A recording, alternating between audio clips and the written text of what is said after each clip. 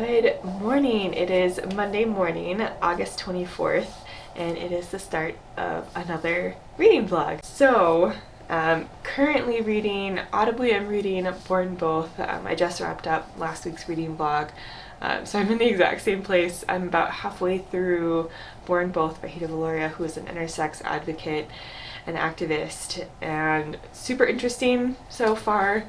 So I'll definitely give more thoughts on that later on in the week when I check in. So I'm probably going to finish that, I think, in the next couple of days. So probably tomorrow, maybe Wednesday at the latest. So I'll definitely talk more about that one later. I'm also going to continue physically reading Royal Assassin. I'm having such a fun time with this. As I've said, it's definitely a very slow moving story, but I don't know, I love the characters. It's very character based. But I love the characters, and it's just been such a fun world to follow, such a fun set of characters to follow. So I'm having a good time reading that one. After I finish Born, and this one's going to take the rest of the week, so like I'm not planning any other physical reads for the rest of the week. So I'll just talk about my plans for other audiobooks I'll pick up this week. So after Born Both, I'll probably finish that maybe tomorrow, maybe Wednesday.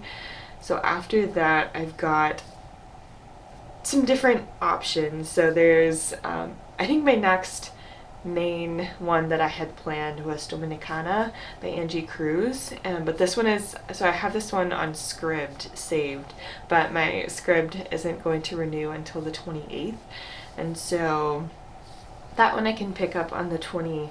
It just felt like a fun summer read, but there was, I don't know, yeah, it's kind of hard to prioritize Scribd stuff because you can only listen to so many before you're just cut off.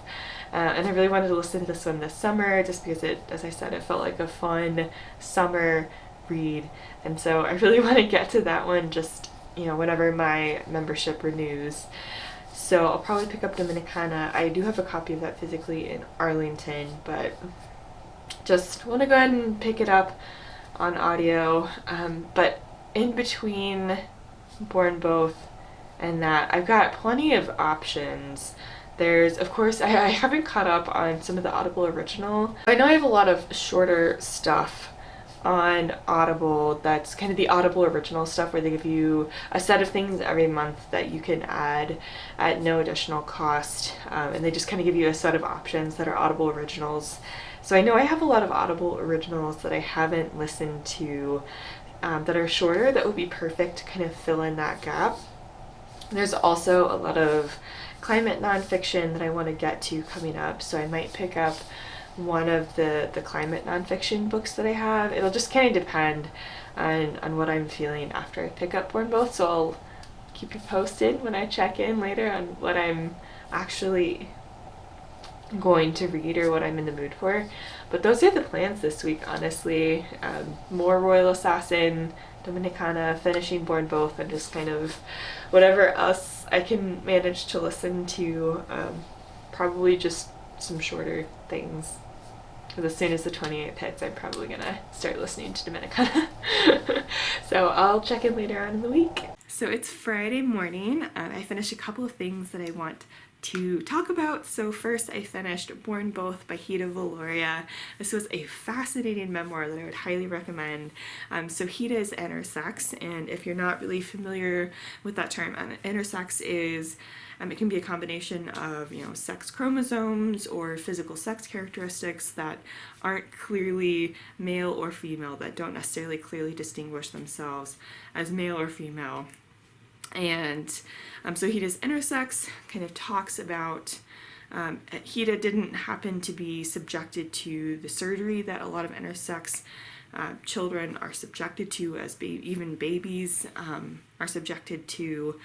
And so that was super interesting. Anyway, so I'm going to use Z as a pronoun. So they, them wasn't necessarily something that Hida identifies as non-binary. And kind of in the sense of just expression and feelings can kind of be all across the spectrum, and sometimes more feminine, sometimes more masculine, sometimes both, neither. It can fluctuate a lot. And Z was something that he had identified as something that kind of resonated, whereas they, them wasn't necessarily identified in the memoir as something that really resonated. So I'm going to use Z because I feel like that was kind of the most clearly identified one that resonated with Hida. Anyway, so in the memoir, Hida talks about growing up in Queens. I'm pretty sure it was Queens.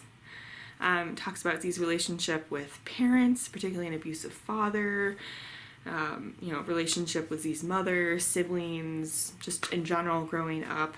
It actually took a while before Hida realized that there were differences with Z's body, and it just kind of grew up as just like, okay, this is me kind of thing, which was really interesting to hear about. And so it was a while before I kind of came across the term hermaphrodite before hearing the term intersex, was kind of interested, learned some about that, found the intersex, part of the intersex community, and kind of figured out what intersex was. And it talks about struggling to feel, at first feel some connection to that community, or kind of connecting with people in that community, because he didn't undergo surgery as many people in that community, or kind of being forced to kind of undergo a surgery and say, you will be this gender, this sex, and that's it.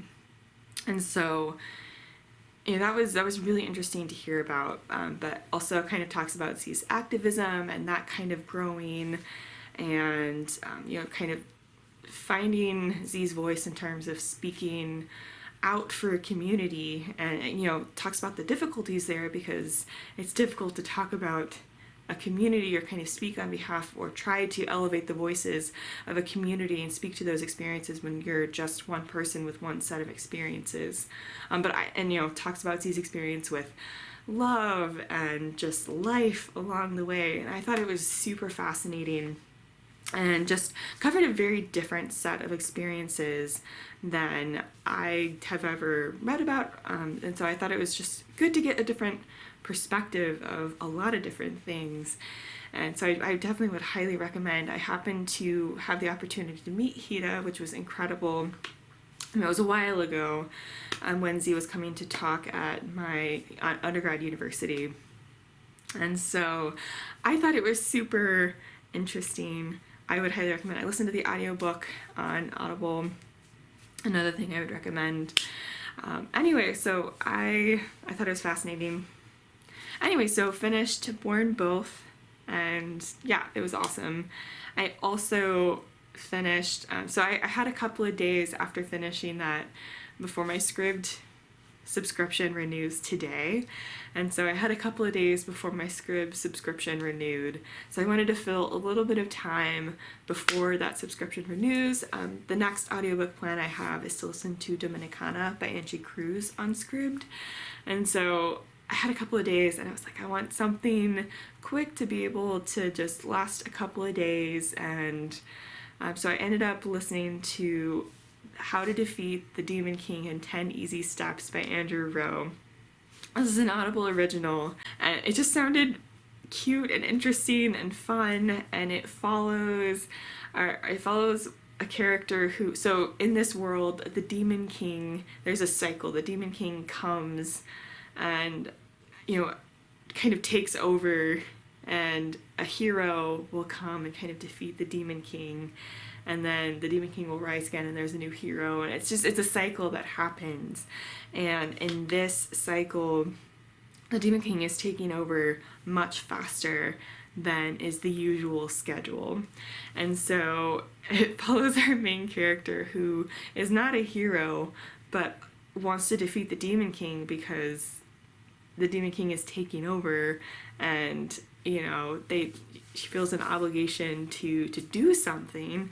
And it was just a really, really fun, cute story that really was just about, even if you don't feel like you're the hero, there is something that you can do to become the hero and make a difference, even if you're not supposed to be the one that does it, or if you're one of the people waiting around for a hero to come and defeat the Demon King, that there's still something you can do to decide to be the hero and take action. And it was just a really fun conversation about that that I thought was just super entertaining. Anyway, I thought it was just super fun. I honestly could see myself listening to this again. As I mentioned, my next audiobook is going to be Dominicana by Angie Cruz, and I'm gonna start listening to that today on Scribd. And yeah, so that'll probably take me through the weekend, I think. I don't know how much I'll be able to get done this weekend. I'm also still on Royal Assassin. I'm on page 286. So I still have a lot to go in this, but I've still been able to get, you know, a decent chunk this week. So hopefully this weekend I can continue to read and get a good chunk into this one, maybe finish it by the end of the month, maybe it'll kind of run into the beginning of September as well. But we'll see, you know, not gonna put too much pressure on myself. Just read it at whatever pace I can and enjoy. And this one is still, I'm still enjoying, like, it's such a slow story, but I'm still just enjoying it and just enjoying being in this world and hanging out. So I'm having a good time. So I will check in later this weekend to kind of see how much of this and Dominicana I can get read. Oh, hello. So it's Sunday afternoon. I just filmed my September TBR, so I figured I would also do a quick update on just how my reading's been going this week. So I actually finished a thing. So I mentioned in my last clip that I was going to be turning to Dominicana by Angie Cruz, and I started listening to it on Scribd on Friday and literally finished it yesterday late afternoon. So a bit over a day, and I had this book done. It was awesome. I really, really love this. So this one follows Anna, who is from the Dominican Republic, and she essentially is basically going to, for the sake of her family, there's kind of a lot of pressure on her to marry a certain person who's like twice her age and someone that she's not really interested in marrying. She, you know, has no real connection with the guy. She doesn't really want to marry him, but she ultimately decides to marry him for the sake of her family, and he takes her to New York, where part of his family is, or at least some of his brothers are also in New York, and so they've kind of been going to New York to kind of make a life for themselves and then bring money back to their family.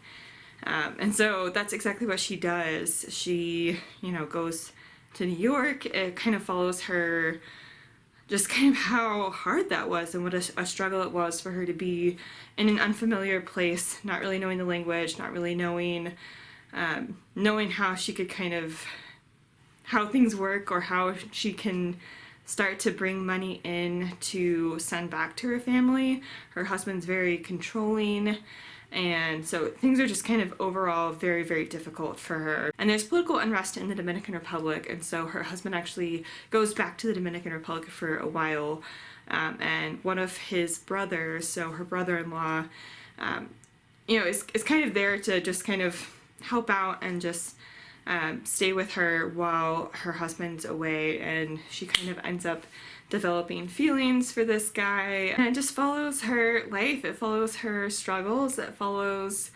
her learning a lot about herself and how strong she is. It's about figuring out what she needs to do, what she needs to sacrifice to help her family, and ultimately kind of what a privilege it is to be able to marry for love. And, you know, that not everyone has had that privilege. And there's so many conversations about identity, race, politics, and just the immigrant experience. And, you know, this is set in the 1960s.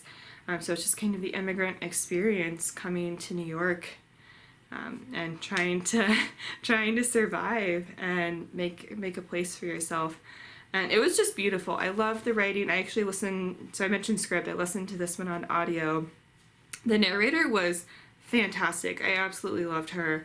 And it was really, really cool because there was also on Scribd at the end, there was like a 15-20 minute interview with the author that I found really, really fascinating as well. And she kind of illuminated why she wrote the book, kind of why she made some of the decisions that she did in telling that story and why it was very important, why she felt it was very important for her to tell that story. And it's based on, or kind of inspired by, the life of her mother and her grandmother. And so that was, you know, a story that she really wanted to tell. And it was fascinating. I really, really loved it. I would highly recommend as just an emotional but really raw historical fiction, just to kind of get a different perspective. So that one was fantastic. And then basically I'm just continuing on with Royal Assassin. It's actually downstairs, so I'm not going to hold it up, but I'm past page 400 in Royal Assassin, so I'm hoping over the next few days, even if it bleeds into like the first couple of days of September, I'll still count it towards August and talk about it in my August wrap-up, because I am going to have read the vast majority of it in August. But I'm still loving this. I love Fitz. There's a bunch of politics that is really, really ramping up in the second half of this book. And, you know, it's still a relatively slow pace. Like this whole series, as I've mentioned, I think most of the times I've talked about it, I say things are ramping up, but like it is definitely a very character-driven story, and you're following Fitz and just the people in his world and the struggles that his kingdom are facing, and how he and the people around him are dealing with that. And so some of the politics is starting to really come to a head. It's starting to become a little bit clearer kind of where the story is going potentially, and I'm just very intrigued to see all of that play out over this book and just the rest of the books in the series. And so yeah, I'm very excited. And I'll hopefully get to read some more of that today, and if I have anything else to say, I will pop in tomorrow morning. I'll probably just wrap it up tomorrow morning. If there's anything else I want to say about Royal Assassin, I'll just kind of add it quickly there. But that is a brief check-in for how my reading has gone over the past little bit. So I'll talk to you tomorrow morning. Good morning. It is Tuesday morning, so I'm wrapping this up just a little bit late, but I wanted to just have a quick wrap up for this week's reading vlog. So definitely a really good reading week. I was able to finish a memoir by Hida Valoria, an intersex advocate, and that was really awesome. Would definitely recommend. I then wanted something to just tide me over for a couple of days until I could start the audiobook of Dominicana. So I listened to How to Defeat the Demon King in 10 Easy Steps by Andrew Rowe, and that was just it was an Audible original, just kind of a short, fun audiobook, and I really enjoyed it. It was just cute and fun and just had a fun message, so I really enjoyed that. I then was able to listen to Dominicana and listen to it in just over a day because it was incredible, and I really enjoyed that one. Enjoyed the writing, was captured by this story. And then just continued on with Royal Assassin, of course. So I will be, just focusing on finishing up Royal Assassin, and hopefully we'll be finishing that one in the next vlog.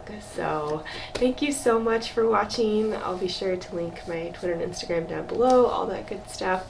And I will see you in the next one. Bye.